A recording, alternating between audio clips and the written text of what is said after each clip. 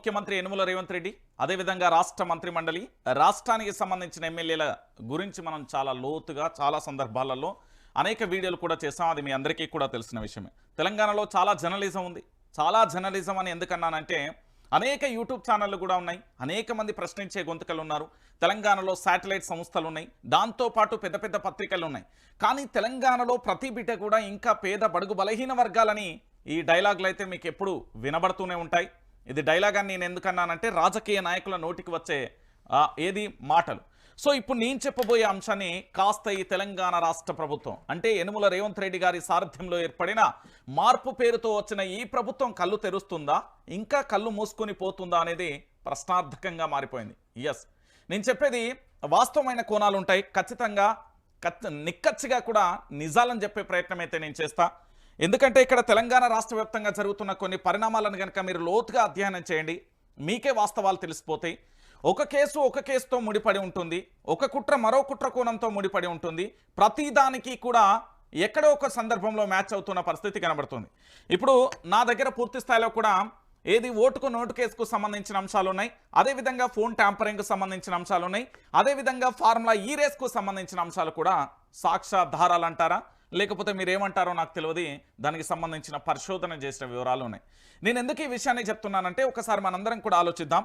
ఈ తెలంగాణ గడ్డ మీద అంటే మన తెలంగాణ గడ్డ మీద 1200 మంది విద్యార్థుల ఆత్మ బలిదానాలతో తెచ్చుకున్న ఈ తెలంగాణ రాష్ట్రంలో 1969లో 600 మంది విద్యార్థుల అమరవీరుల బలిదానంతో వచ్చిన ఈ తెలంగాణ రాష్ట్రంలో ఎంతో మంది జీవితాలను పనంగా పెట్టి వాళ్ళ కుటుంబాలకు దూరంగా ఉంటూ వాళ్ళ ప్రాణాలను సైతం లెక్క చేయకుండా మేము మా ప్రాణాలు పోయినా పర్వాలేదు తెలంగాణ రాష్ట్రం వస్తే చాలనుకున్న ఈ తెలంగాణ గడ్డ మీద ఈరోజు భారత రాజ్యాంగం అమల్లో ఉందా?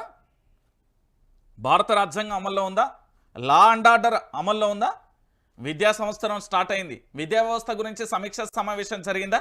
రైతులకు సంబంధించి విత్తనాలు వేశారు. రైతుల గురించి ఏమైనా సమీక్షా సమావేశాలు చేశారా? ఏమీ చేయని పరిస్థితి కనబడుతుంది. ఎందుకు నేను ఇంత ఖచ్చితంగా నిక్కచ్చిగా చెప్తున్నానంటే ఈరోజు పరిపాలనా వ్యవస్థ కావచ్చు, దాంతోపాటు మంత్రులు ముఖ్యమంత్రులు దాంతోపాటు అధికార వ్యవస్థ కానీ తెలంగాణ ప్రాంత ప్రజలకు అందుబాటులో లేదు. డ్యామ్ షూర్గా ఇట్లా చెప్పొచ్చు, డ్యామ్ షూర్గా చెప్పొచ్చు.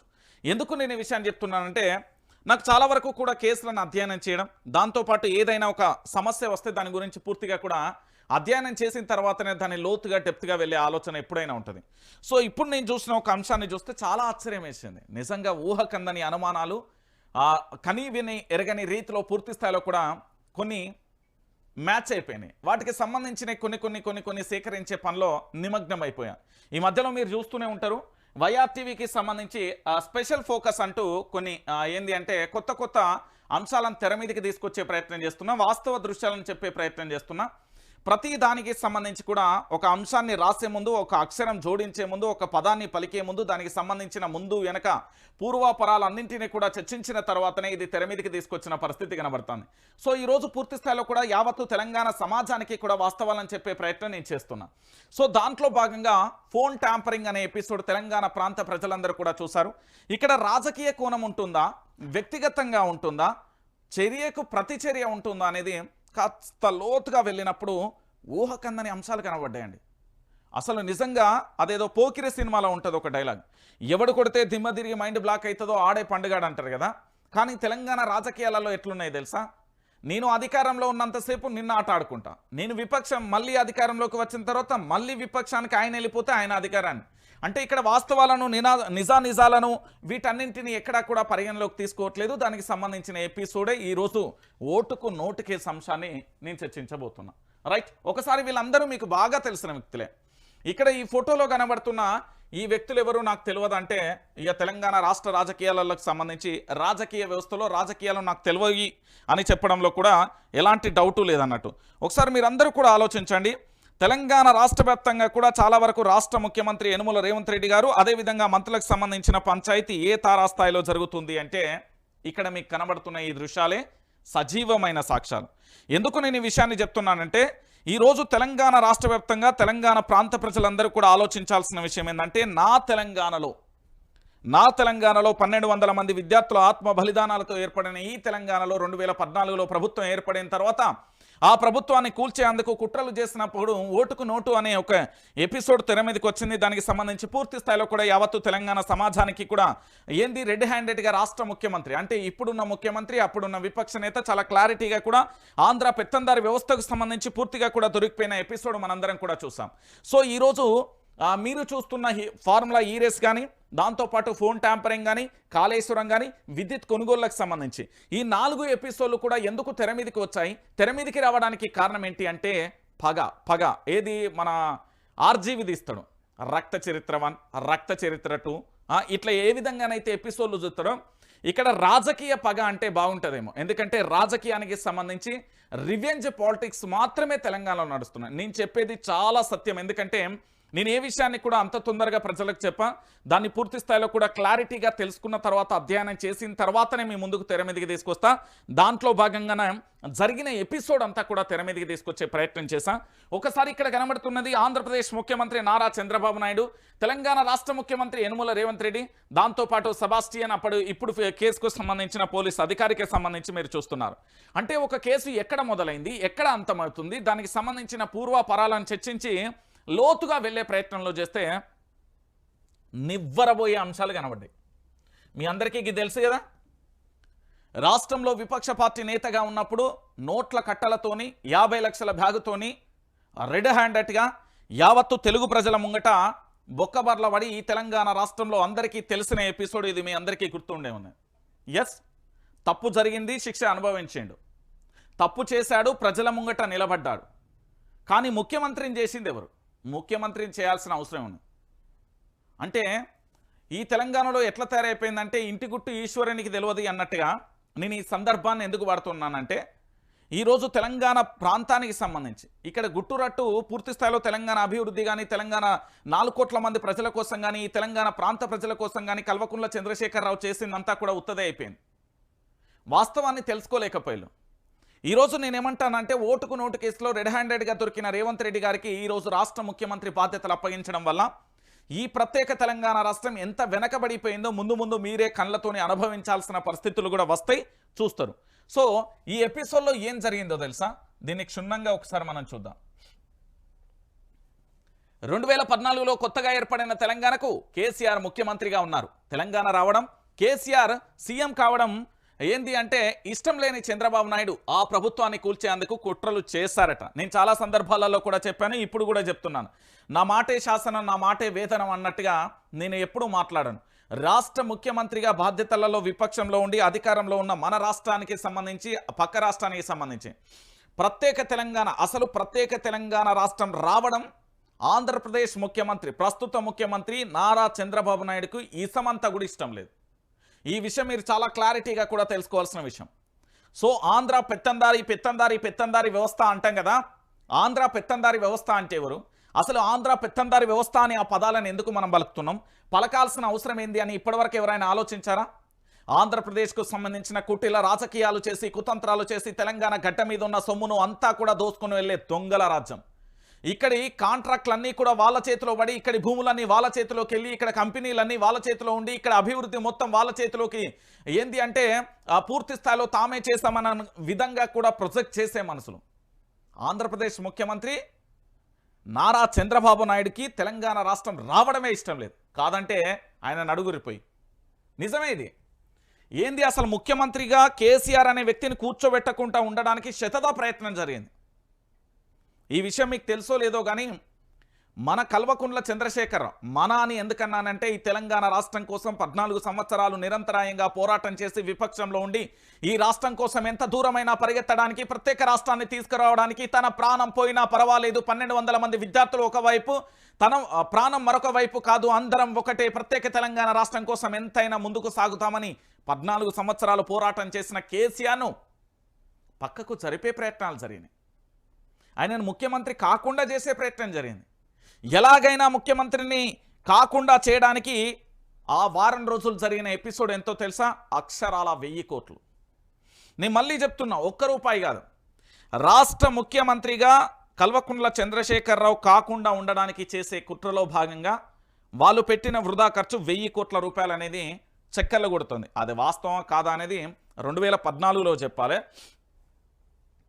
ఇక ఏం చేసిళ్ళు, కొత్త రాష్ట్రం ఏర్పడిన తర్వాత కేసీఆర్ ముఖ్యమంత్రిగా ఉన్నాడు, తెలంగాణ రావడం, కేసీఆర్ సీఎంగా ఉండడం చంద్రబాబుకు అసలు ఇష్టమే లేదు. ఎట్లనైనా కేసీఆర్ ప్రభుత్వాన్ని కూల్చేయాలి. కేసీఆర్ అనే వ్యక్తి ఎంత బలమైన వ్యక్తో తెలుసా? మన ఊళ్ళల్లో మర్రి చెట్టు ఉంటుంది, మీ అందరికీ తెలుసు కదా, దానికి ఊడలు ఇట్లా వారి మళ్ళీ అవి నేలలోకి వెళ్ళి మళ్ళీ ఊడలు వస్తాయి, అదొకటి. దాంతోపాటు రావి చెట్టు ఉంటుంది, దాన్ని పరమ పవిత్రంగా కూడా మనం పూజిస్తాం. మీరు ఇంకా చెప్పాలంటే కొన్ని గ్రామాలలో వేప చెట్టు రావి చెట్టు కలిసి ఉంటాయి, మీ అందరికీ తెలుసు కదా. నేను ఎందుకు ఇదంతా చెప్తున్నానంటే దీనికి లాజిక్ ఉంటుంది. అదేవిధంగా హనుమంతుడు లేని గ్రామాలు ఉన్నాయి, మీరు చాలా వరకు చూడండి, ఎల్లమ్మ కానీ పోచవ్వ కానీ బొడ్రాయి కానీ, దాంతోపాటు కొన్ని దేవతలు లేని గ్రామాలు ఉన్నాయి. అదేవిధంగా మీ అందరికీ తెలుసో లేదో ఒక విషయాన్ని చెప్తా. ఇప్పుడు ఇది నాకు తెలంగాణ రాష్ట్రానికి సంబంధించిన ప్రాజెక్టులు అండి. నీళ్లు తెలంగాణలో ఎక్కడెక్కడ నుండి వస్తాయి, గోదావరి కానీ కృష్ణా కానీ ఎక్కడెక్కడ నుండి వాడతాయి, లేకపోతే ఇతరత్ర నదులు ఎట్లుంటాయి, ప్రాజెక్టులు ఎన్ని ఉంటాయి, ప్రాజెక్టులకు సంబంధించిన బుక్ ఇది. ఎగ్జాంపుల్ చెప్తున్నా మీకు. తెలంగాణలో ఉన్న ఇంజనీర్లందరికీ కూడా ప్రింట్ చేసి ఈ తెలంగాణలో ప్రాజెక్టులు ఎక్కడెక్కడ ఉన్నాయి, ప్రాజెక్టుల వల్ల ఏ గ్రామానికి ఏ యొక్క ఇంటికి నీళ్ళు అందుతున్నాయో కోసం ప్రాజెక్టులన్నింటినీ కూడా ఏంది అంటే స్పష్టంగా కూడా ఇంత బుక్లెట్ చేసి ఖచ్చితంగా కూడా ఇది మీ జేబులో ఉండాలని ఇంజనీర్లకు అలనాటి విపక్ష నేత, అలనాటి ఉద్యమకారుడు, తెలంగాణ రాష్ట్రానికి సంబంధించిన కల్వకుంట్ల చంద్రశేఖరరావు చెప్పాడు.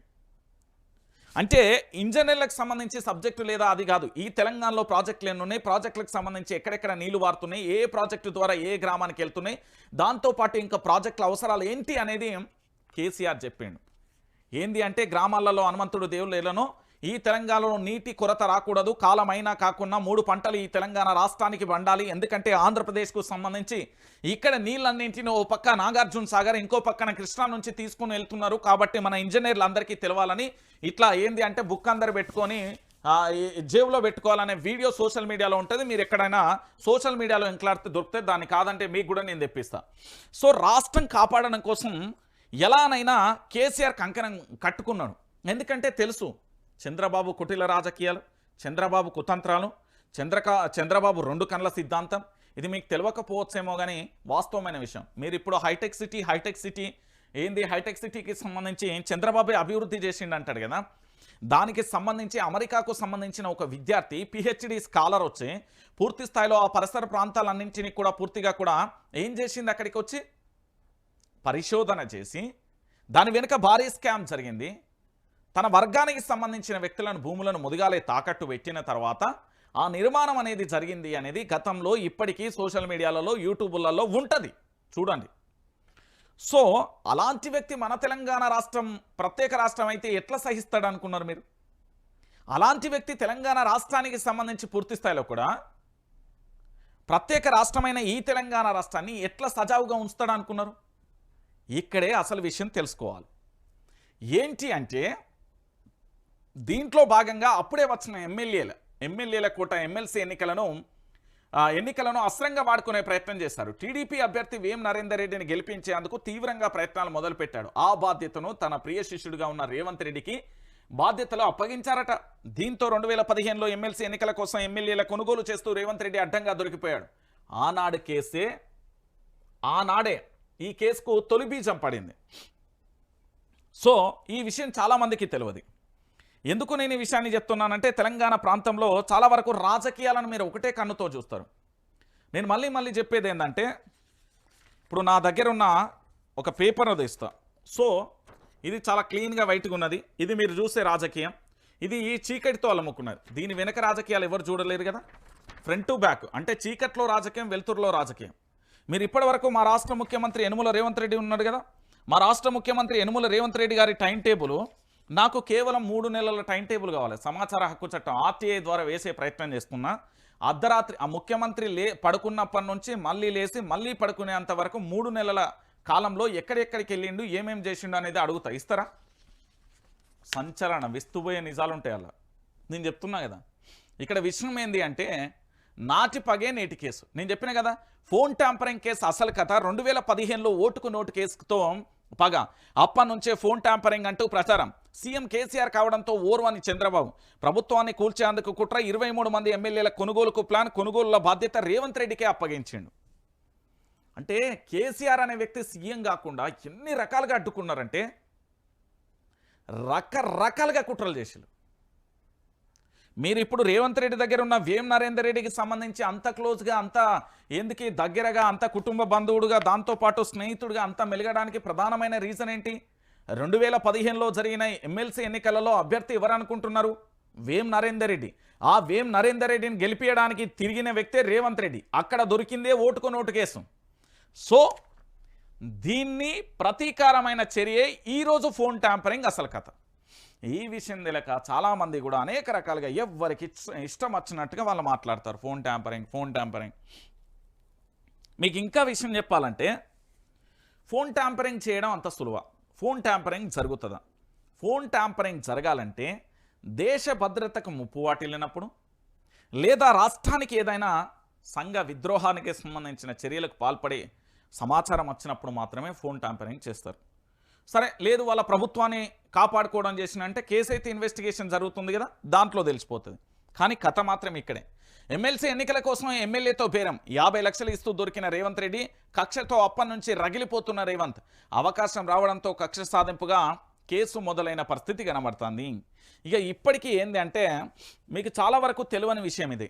రాష్ట్రంలో హాట్ టాపిక్గా నడుస్తున్న ఫోన్ ట్యాంపరింగ్కు 2015లోనే బీజం పడింది. ఓటుకు నోటు కేసులో అడ్డంగా దొరకడంతో కేసీఆర్పై రేవంత్ రెడ్డి, చంద్రబాబు ఆనాడు ఎలాగైనా దీనిపై ప్రతీకారం తీర్చుకోవాలని ఫిక్స్ అయ్యారు. అయితే దీంట్లో చంద్రబాబు వాయిస్ ఉన్నది అనేది కూడా గతంలో మనం ఏంది అంటే ఆడియోలు కూడా వైరల్ అయిన పరిస్థితి కనబడుతుంది. చాలామందికి తెలియని విషయం అంటే సింపుల్గా నేను చెప్తున్నా, ఈ తెలంగాణలో జరిగేటి 4 కేసులు. ఆ 4 కేసులకు సంబంధించి ఒక్కొక్క కేసును కనుక మనం పర్యవేక్షిస్తే వాస్తవాలు తెలంగాణ సమాజానికి మొత్తం తెలిసిపోతాయి.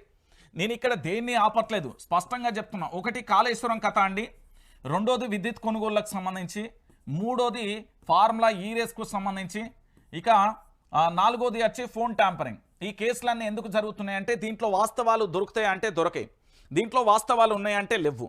దీన్ని కొట్టి పారేయలేము, అలాగని ఇన్వెస్టిగేషన్ చేయలేము.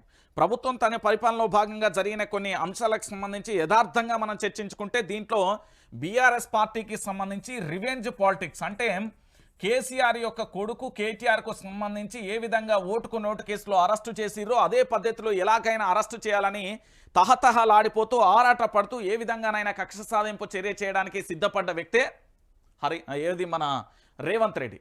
రేవంత్ రెడ్డి పూర్తి స్థాయిలో ఓటుకు నోటు కేసు ఏదైతే ఉందో ఈ ఫోన్ ట్యాంపరింగ్ కానీ, కాళేశ్వరం కానీ, లేకపోతే విద్యుత్ కొనుగోళ్లు కానీ, ఇవన్నీ కూడా ఫార్ములా ఈ రేస్ కానీ, ఈ కేసులంతా కూడా కుట్ర కేసులు. తెలంగాణలో కుట్ర కేసులు నడుస్తున్నాయి అని చెప్పడానికి ఒక యథార్థమైన సంఘటన ఇదే. నేను మళ్ళీ చెప్తున్నా, చాలా స్పష్టంగా చెప్తున్నా, రివెంజ్ పాలిటిక్స్. నేను మళ్ళీ చెప్తున్నా, రివెంజ్ పాలిటిక్స్, రియల్ పాలిటిక్స్ కాదు ఇవి. కేవలం వాళ్ళ యొక్క స్వార్థాన్ని, వాళ్ళకు జరిగిన ఏదైతే దొరికిపోయింది కదా అదే విధంగా ఏ విధంగానైనా వీళ్ళని బజార్లకు తీసుకురావాలి, ఎట్టి పరిస్థితుల్లో అయినా చూపించాలనే కాన్సెప్ట్ తప్ప ఇందులో వాస్తవాలు ఎక్కడా లేవు. సో ఫోన్ ట్యాంపరింగ్కు సంబంధించి నేను మళ్ళీ చెప్తున్నా, ఈ రాష్ట్రంలో ఉన్న తెలంగాణ ప్రాంత ప్రజలందరికీ చెప్తున్నా, మన తెలంగాణ ప్రాంత బిడ్డలను జై తెలంగాణ, జోహార్ తెలంగాణ విద్యార్థి అమరవీరులకు అని నినాదించని గొంతుకలు ఏవైతే ఉన్నాయో అవి మన ప్రత్యేక తెలంగాణ రాష్ట్రానికి విరుద్ధంగా పనిచేసిన గొంతుకలే. ఈ రోజుకి కూడా జై తెలంగాణ అనడానికి కూడా వాళ్ళకు కనీసం అనడానికి కూడా నాలుకే రావట్లేదు అంటే ఎంత ఘోరంగా ఆంధ్రప్రదేశ్కు సంబంధించిన వాళ్ళ నరాలలో విషం ఇంకా అలుముకుందో అర్థం చేసుకోరు.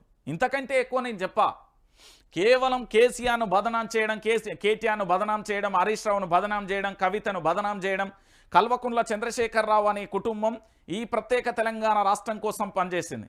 ఈ రాష్ట్రంలో ఉండే మేధావి వర్గం అంటారు కదా, ఆ మేధావులందరూ బ్యాగుల కోసం, నెల జీతాల కోసం, పదవుల కోసం, పైసల కోసం పనిచేసే సన్నాసులాలు. కొంత వర్గానికి సంబంధించి చెప్తున్నా. మరో వర్గం తెలంగాణ ప్రాంత ప్రజల కోసం పనిచేస్తుంది. ఆ వర్గం వేరు, అందులో వేరే వాళ్ళు ఉన్నారు. ఈ వర్గంలో వేరు. ఈరోజు పూర్తి స్థాయిలో మనం తెలంగాణ ఉద్యమం చేసింది దేనికోసం అండి? డైరెక్ట్గా మాట్లాడుకుంటే దేనికోసం ఈ ప్రత్యేక తెలంగాణ రాష్ట్ర పోరాటం జరిగింది? నీళ్లు, నిధులు, నియామకాలు. మరి ఈరోజు ఏం జరుగుతున్నది? ఏ నీళ్ళు అవసరం లేదు. ఆ బనకచర్ల విషయంలో ఒకటి, లేదా ఇంకో విషయంలో ఇంకోటి, ఇష్టం వచ్చినట్టుగా మాట్లాడతారు. కాళేశ్వరం ప్రాజెక్టు దాని తలాతోక తెలియదు వీళ్ళకు. బనకచర్ల ప్రాజెక్టు ఎక్కడ ఉన్నదో తెలియదు. నేను చెప్తున్నా కదా, ఇదే లైవ్లో వైఆర్టీవీ లైవ్లో బల్ల గుద్ది చెప్తున్నా, ఈ తెలంగాణలో ఉన్న 90%, 95 చెప్తా, ఇంకా అడుగు ముందుకేస్తా 99.99% రాజకీయ నాయకులకు ఈ తెలంగాణలో ఏ నది ఎక్కడి నుంచి వారుతున్నది, ఏ జిల్లాలకు ఏ నీళ్లు వస్తున్నాయి, ఈ నదులకు సంబంధించి ఎన్ని ఉన్నాయి, ప్రాజెక్టులు ఎన్ని ఉన్నాయి, దాంతోపాటు రిజర్వాయర్లు ఎన్ని ఉన్నాయి, కెనాల్లు ఎన్ని ఉన్నాయి, ఏదన్నా తెలిస్తే నన్ను అడుగురి. వాళ్ళు నిన్న ఏదో బనకచెర్ల ఏదో సమావేశం పెట్టి బట్టి వచ్చినాడు తప్ప వాళ్ళ మ్యాటర్ తెలియదు. వాళ్ళకు కొంతమందికే తెలుస్తుంది. గా వి ప్రకాష్ అసంటోళ్ళు, గా శ్రీధర్ అన్న అసంటోళ్ళు, గా కేసీఆర్ అసంటోళ్ళు, గా హరీష్ రావు అసంటోళ్ళు, గా కేటీఆర్. ఎందుకంటే వీళ్ళందరూ ప్రభుత్వంలో ఉండి నీళ్ళ మీద ఒక గ్రిప్ తెచ్చుకున్నారు. అరే స్టిల్ రైట్ నో ఇప్పటికీ నా తెలంగాణలో నాగార్జున సాగర్ కానీ శ్రీశైలం సాగర్ నుంచి నీళ్లు దొంగ లెక్క దోసుకపోతా అంటే ఏమీ చేయలేక ఇట్లా కళ్ళప్పలిచ్చి చూస్తున్నాం. మనం నిజం చెప్తున్నాం, ఒప్పుకోవాలి నిజాన్ని. ఇది వాస్తవమైన విషయం. మన నీళ్ళు ఇప్పటికీ దొంగ లెక్క దోసుకపోతుంటే మనం ఏమీ చేయలేని నిస్సాయ స్థితిలో ఉన్నాం. ఎందుకంటే ఇక్కడ యువతను కేవలం కొన్నిటికే బందీ చేసిను. 3 రంగుల జెండా వచ్చి చింహమోలే కదిలి ఆ పాటలకే అడిక్ట్ చేసిలు తప్ప మరి నా నీళ్ళేవి, నా గోసేంది, రేపు భవిష్యత్తులో కాలం కాకపోతే కరువు వస్తే నా కుటుంబం పరిస్థితి ఏంది, నా తల్లికి అనారోగ్యం వస్తే ఆ కరువులో నేను ఎక్కడి నుండి పైసలు తేవాలి, ఇవి ఆలోచిస్తలేరు.